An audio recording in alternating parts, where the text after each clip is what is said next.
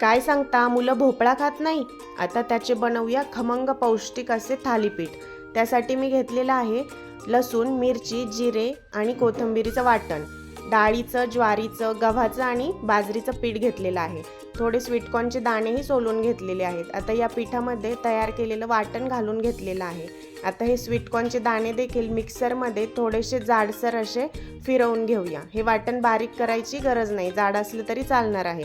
भोपळा किसून घेतलेला आहे. किसलेला भोपळा देखील या पिठामध्ये घालून घेऊ. त्यामध्ये टाकूया हळद, 1 चमचा इतका ओवा आणि चवीपुरतं मीठ या पिठामध्ये घालूया. त्यामध्ये बारीक चिरलेला कांदा आणि कोथिंबीर घालून थोडं थोडं पाणी घालून हे पीठ घट्टसर मळून घेऊया.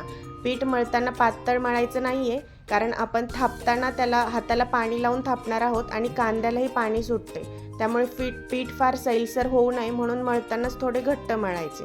आता असा रुमाल घेऊन तो थोडा ओला करून त्यावरती पिठाचे छोटे छोटे गोळे घेऊन असे पातळ छान थापून घ्यायचे आहेत आणि त्याला एक 4-5 होल बोटाने करून घ्यायचे, जेणेकरून त्याला तेल सोडल्यानंतर आतपर्यंत हे थालीपीठ छान खमंग असं भाजून निघेल.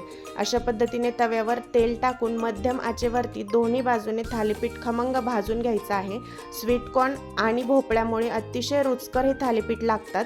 रेसिपी आवडल्यास चॅनलला नक्की फॉलो करा आणि तुम्हीही ट्राय करून कसे झाले मला कमेंटमध्ये नक्की सांगा. धन्यवाद.